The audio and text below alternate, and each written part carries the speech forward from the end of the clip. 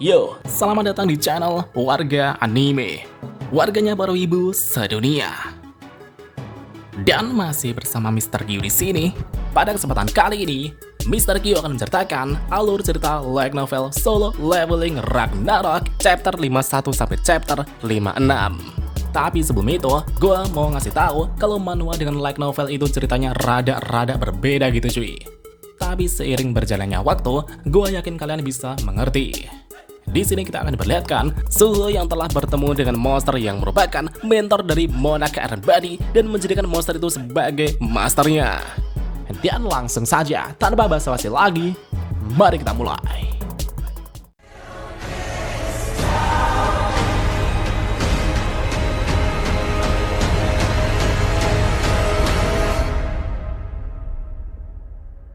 From dust.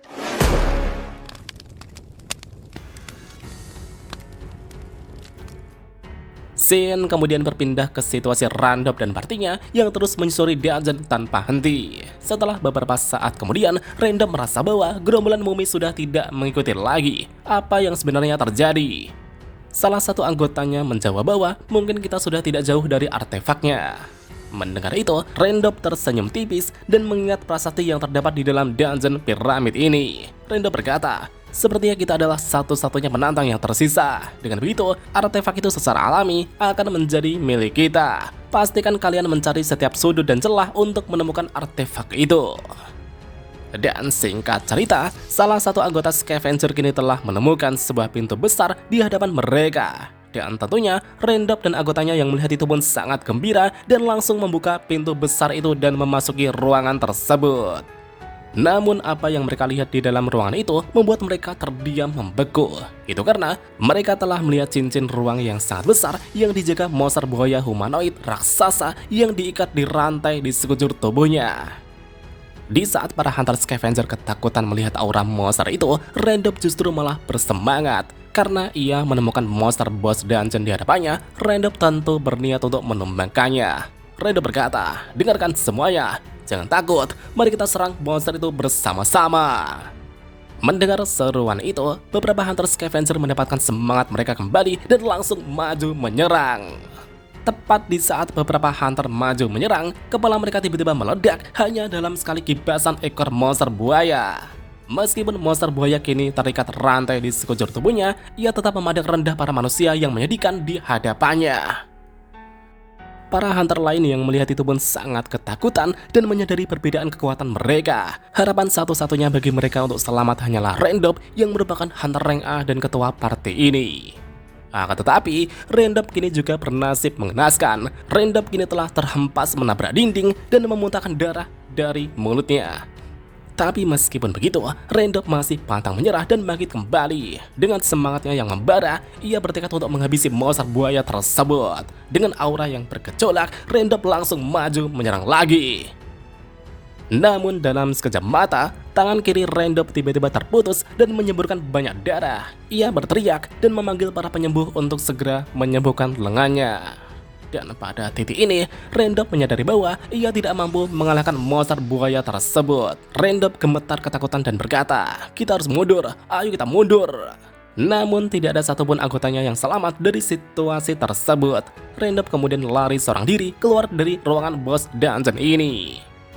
Di saat Randop terus berlari, ia melihat Suho yang datang dari kejauhan. Randop yang melihat Suho itu pun tersenyum licik dan berniat menggunakannya sebagai umpan ketika monster buaya itu datang. Tak peduli seberapa banyak luka di tubuhnya, mengalahkan seorang summoner adalah hal yang mudah baginya. Randop kemudian memusatkan mana pada tinjunya dan bersiap menghancurkan Suho yang akan datang. Tapi ketika Suho semakin mendekat, Randop dibuat tercengang saat melihat monster kelabang raksasa tengah ditunggangi Suho. Randop pun tak percaya jika seorang summoner dapat memanggil makhluk seperti itu. Dan pada saat itulah, monster bayangan kelabang raksasa melaju dengan cepat dan menghantam Randop dengan sangat kuat. Alhasil, Randop terlempar menabrak dinding dengan sangat keras. Terlepas dari rasa frustasinya, Randop tetap fokus pada hunter yang memanggil kelabang raksasa dan berniat menghajarnya.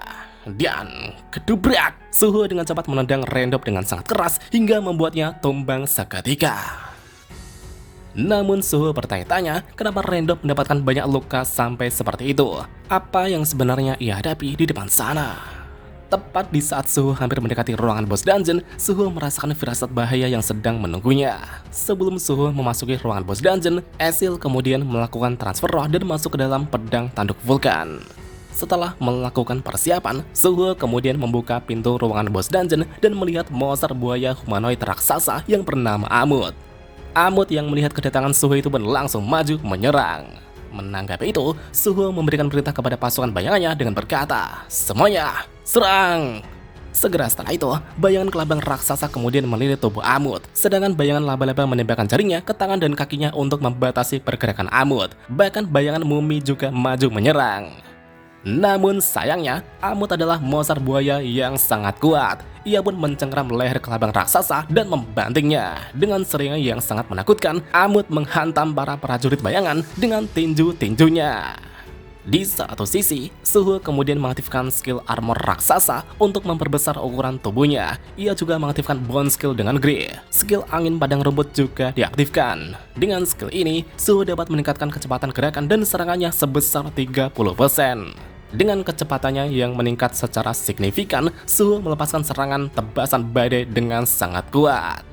Namun Amut menatap serangan Suho dengan remeh dan melepaskan tinjunya hingga menembus tebasan badai yang mengarah dirinya.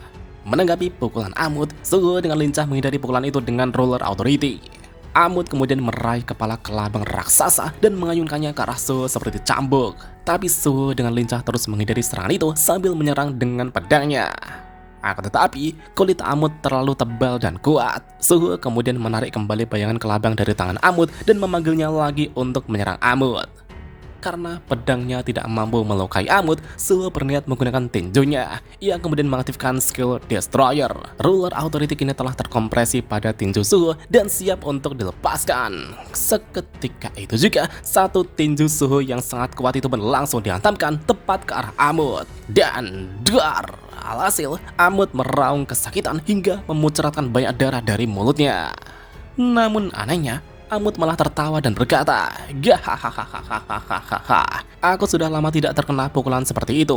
Hei bocah, coba pukul aku sekali lagi." Mendengar monster itu dapat berbicara, Suho, Beru, dan Ezreal itu pun sangat terkejut. Apa kau ingin aku menggunakan pukulan Destroyer sekali lagi? Baiklah, sebaiknya kau jangan menyesal. Suho kemudian mengaktifkan skill Destroyer. Di saat tinju Suho diselimuti kegelapan, Amut tertawa dan berkata, "Gahahaha, tunggu sebentar. Apa kau hanya bisa menggunakan teknik Iron Body pada tinjumu saja? Aku belum melihat teknik yang setengah-setengah seperti itu." Mendengar komentar Amut, Suho heran dan berkata, "Ada apa dengan buaya aneh ini? Dan apa maksudnya dengan teknik Iron Body?" Dan pada saat itulah, Rakan tertawa saat melihat Suho kebingungan. Rakan kemudian mengatakan bahwa Amut adalah mentor dari Tarnak sang Iron Body.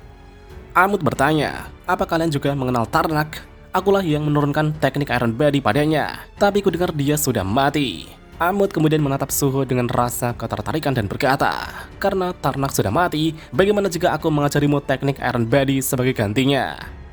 Tepat di saat Amut mengatakan itu, pesan dari sistem muncul. Misi harian, pelatihan teknik Iron Body telah tiba. Karena misi muncul tanpa peringatan apapun, Suho tidak merasa itu akan menjadi berbahaya. Suho menjawab Amut dengan berkata, "Baiklah, tolong ajari aku teknik Iron Body." Dengan penuh semangat, Amut tertawa dan berkata, "Gahahaha, luar biasa. Kalau begitu, mari kita mulai pelatihannya. Mulai sekarang, namamu adalah Tartar. Tartar murid keduaku, aku akan membuat tubuh menyedihkanmu menjadi sangat kuat." Amut kemudian memberikan perintah kepada Suho untuk melakukan push up 100 kali, sit up 100 kali, squat 100 kali, dan lari 10 km sambil menggendong diriku. Kau akan melakukan ini setiap hari.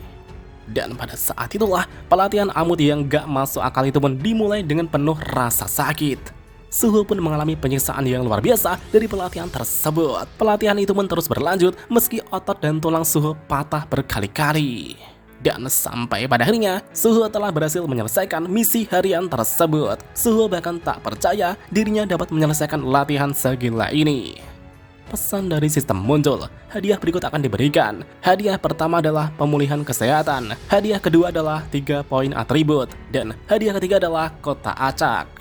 Dan tentunya, di tengah kondisinya yang babak belur tersebut, Suho kemudian menggunakan hadiah pertama untuk memulihkan tubuhnya. Ia juga menggunakan 3 poinnya pada status kekuatan. Suho akan menyimpan hadiah ketiga untuk sementara. Amut berkata, sungguh mengesankan. Ternyata kau lebih tahan lama dari yang kau pikirkan. Sebaiknya kau coba lagi kemampuan pukulan yang kau gunakan saat melawanku sebelumnya. Suho menjawab, hah? Apa yang kau maksud itu adalah pukulan Destroyer? Baiklah, aku akan mencobanya. Segera setelah itu, Suho kemudian mengaktifkan kemampuan Destroyer miliknya.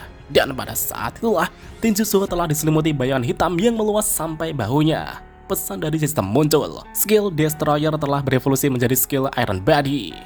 Dan tentunya, Suho yang melihat kemampuannya berevolusi itu pun sangat terkejut. Matanya berbinar saat melihat kekuatan yang luar biasa telah mengalir dalam tubuhnya. Selain itu, ini baru level 1. Jika aku mengulangi latihan ini, apakah levelnya akan terus meningkat?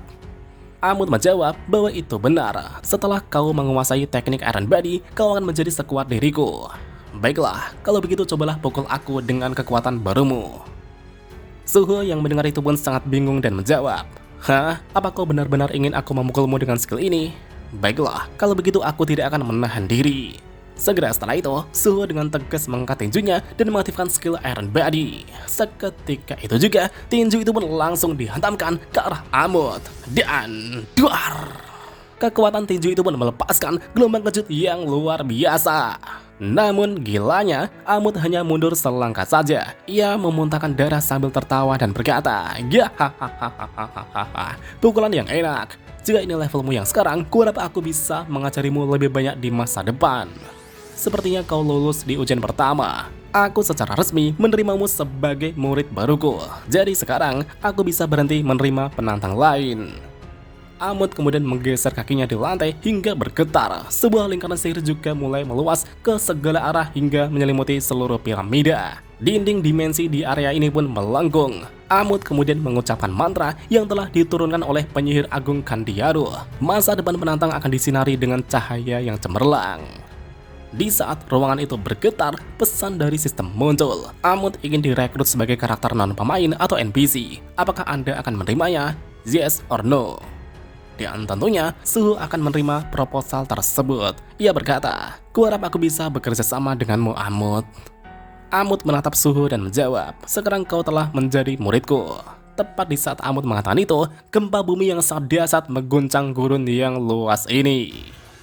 Sementara itu di sisi lain, Ryosing dan anggotanya kini tiba-tiba merasakan getaran yang sangat hebat. Ryo merasa piramid ini akan runtuh dalam beberapa menit kemudian. Dengan situasi seperti ini, Ryo dan anggotanya itu pun memutuskan untuk segera keluar dari dungeon piramid tersebut. Tepat di saat mereka berhasil keluar dari dungeon piramid, pasir hisap yang sangat luas telah muncul dan menelan dungeon piramid yang sedang runtuh. Sampai pada akhirnya, piramida itu pun tenggelam tanpa sisa. Melihat fenomena itu, Ryo dan anggotanya itu pun sangat tercengang. Ryo juga bertanya-tanya, apakah Suho baik-baik saja? Apakah dia berhasil keluar hidup-hidup? Scene kemudian berpindah ke situasi Suho dan yang lainnya yang telah berada di dalam Shadow Dungeon. Dan gilanya, Amut dan seluruh piramid kini telah dipindahkan ke dalam Shadow Dungeon. Suho, Esil, dan Beru itu pun sangat terkejut dengan apa yang telah terjadi. Dan apakah yang akan terjadi berikutnya? Mari kita lanjut di part selanjutnya.